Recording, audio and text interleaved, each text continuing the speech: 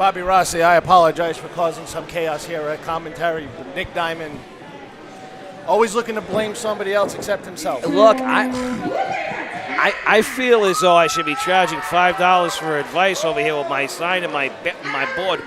Psychiatrist is in? Yeah, it is. You have some bad blood between you and Nick Diamond. There's no denying that. There isn't any, and I'm not going to deny it. I'm going to tell you this right now. If Nick Diamond wants to be a man and actually face me in the ring one-on-one, then he needs to step up and prove it. Because I am absolutely, positively done with the shenanigans of Nick Diamond and the collective. If you know what, look, I feel as though this is going to spill over into something even bigger if you guys don't resolve it. Hash it all out in the bout agreement before you get to the ring bell. Listen, I don't know who's running things, who's in charge anymore. T. Phoenix, David Morales, the powers that be, the board of trustees. Whoever I need to petition, and apparently we have the Dudley boys. Bubba has been tanning, and I love it. But whoever I need to talk to, let me know.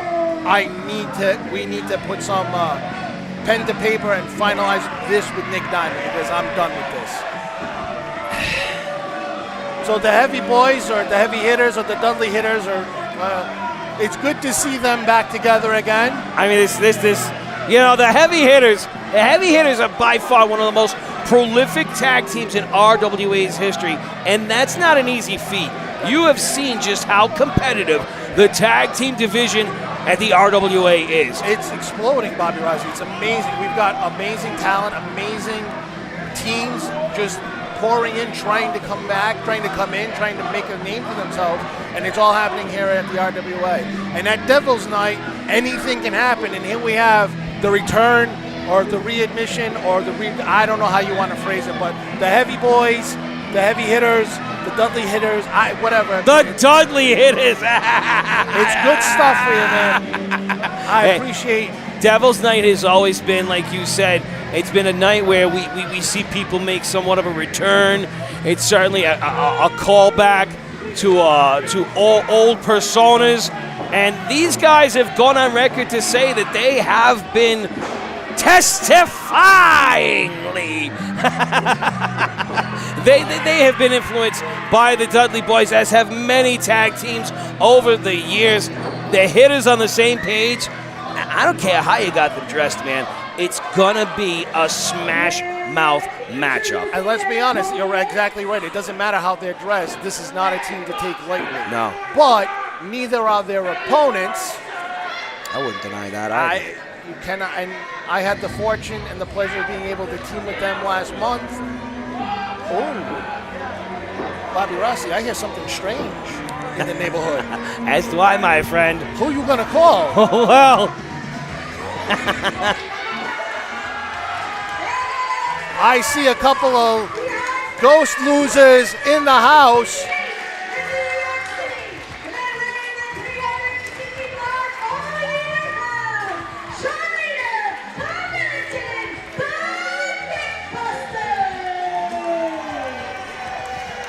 A new spin on a very old tandem, if you will. And I don't mean old as if they're ancient, but these guys really have been a part of the RWA since day one. And really, with a couple of fresh coats of paint, these two continue to inject new life here at the RWA amidst the fan base, amidst the faithful, and it's something awesome to see. Also, the fact that they continue to be on a competitive edge within the division. So competitive, they actually won the Jeremy Bell tournament. They are holding the Jeremy Bell, a dearly departed friend we honor every time that bell goes up. The losers, the dickbusters, however you want to call them, holding that well-earned, gives them a title shot whenever they want to cash it in. I'm proud to say that I've worked with these men. I'm proud to say I've teamed with these men. The returning heavy hitters, the dickbusters, this is going to be a Donnybrook, my friend. It really is. If I can steal a line here, this is going to be a slobber knocker. Business is indeed about to pick up. I'm going to tell you this, though. I can see, even with the Sean leader, they all have a little bit more pasta power going on. right there. With their faithful sidekick. Oh! The heavy boys now waiting for the bell to ring, and this is what they do. They've been known to march to the beat of their own drum. They definitely don't. Uh-oh. What did they do? They're playing keep away with Slimer? And Slimer has left the building. I don't know if that's a good thing or bad thing. That might piss off the Dick Busters. Oh! And chop down the giant sequoias from the trunk. I don't know what's scarier, the heavy hitters returning or Tom Billington smiling and laughing. Yeah, really. It's a sight to behold. And Frank Champion not going down without a fight. Jay Cash has found himself alone. Sean Leader now. This match is official. This is crazy, man.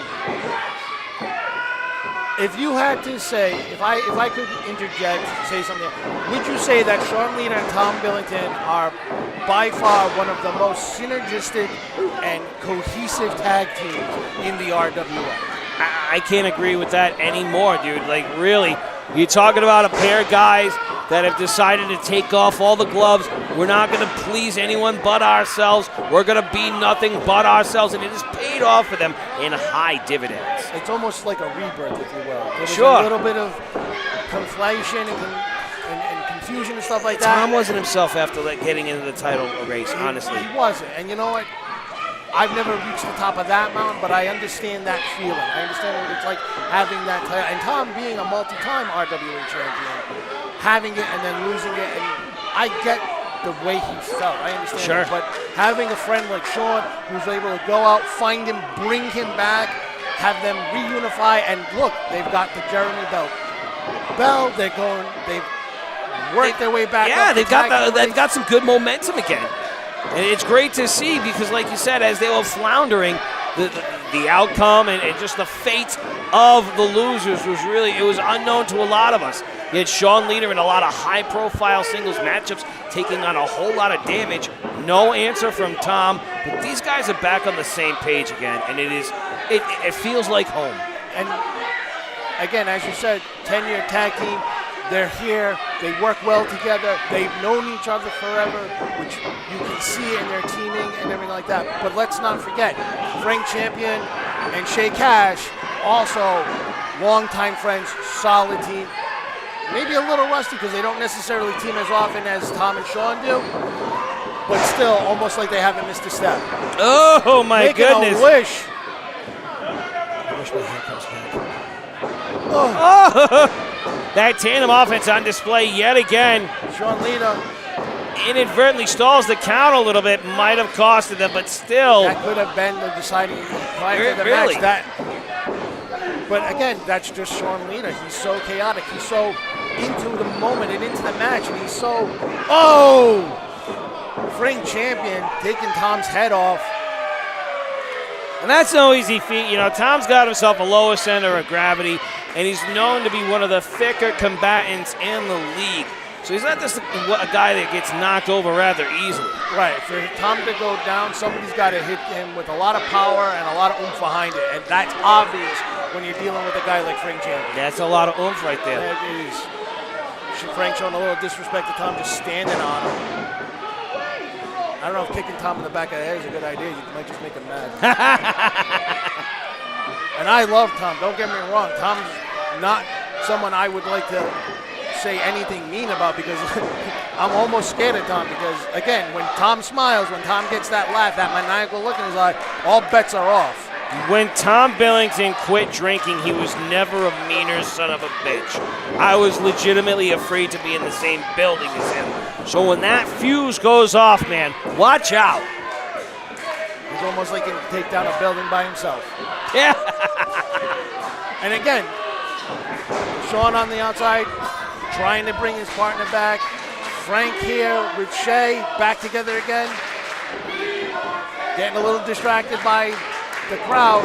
I don't know if that's a good thing or a bad thing. Well, I feel as if the heavies are in control right now. And it's not like the losers haven't fought their way out of the corner in the past.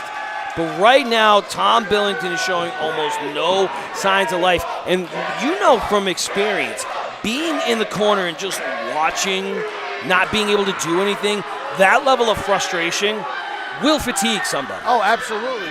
Your mind starts to play tricks on you. You overhype yourself. There's the whole trying to remain calm, but also in the moment, and it does a number on you. Sure. It actually does. Cover here. Sometimes it even inadvertently puts more stress and more offense on your tag team partner.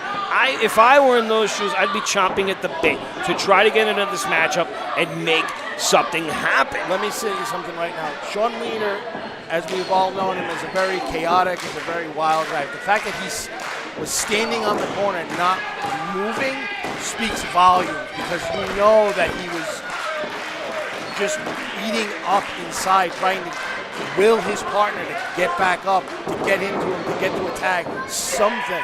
When Sean is the kind of guy, when he goes still, bad things happen. Absolutely, and to your point, him showing this kind of resolve is impressive.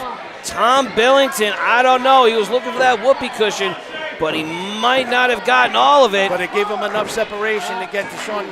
He's close, it might happen. He's got a little bit to go. He might be able to get it. It was almost like a desperation whoopee cushion just to get out of the corner to get away from this. Both tags have been made.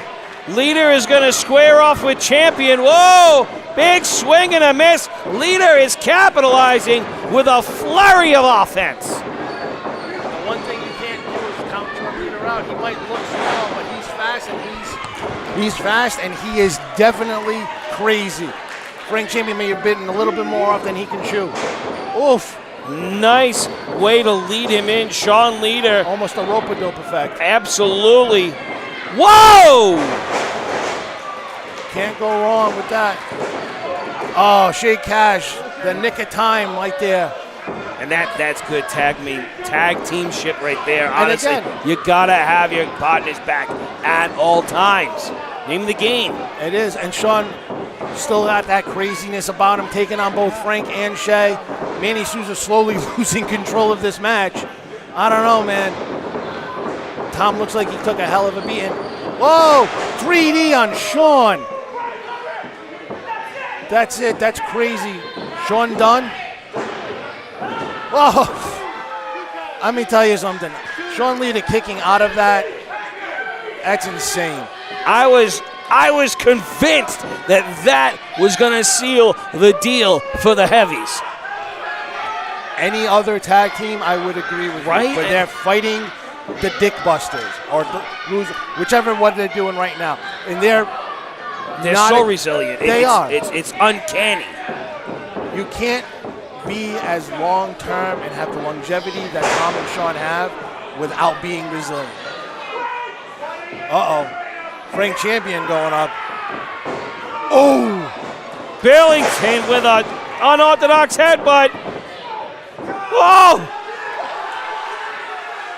Turnabout is fair play. Tom and Sean getting the what's up done. Sean tuning up the band. Tom's going up. That's never a good sign. Oh my God, Swan Tom bomb. And enough to seal the deal. Bobby Rossi, let me tell you something. That match could have gone either way. You have two outstanding, amazing tag teams in the heavy hitters and the losers. This was definitely one for the books. It certainly was, and I mean, I'll be honest, for a Devil's Night extravaganza, I would expect nothing different. An absolute melee between these two, but the losers are back on the same page, and losing has never looked so good. Mr. Bosch, Luigi, thank you for joining me on commentary, Bobby sir. Rossi, thank you very much. It was a pleasure. Absolutely. I look forward to doing so again soon. Hey, maybe we can make this a monthly thing. Maybe I do one match at a time, huh? I'm not against it. Folks, don't you go anywhere. More Devil's Night up next.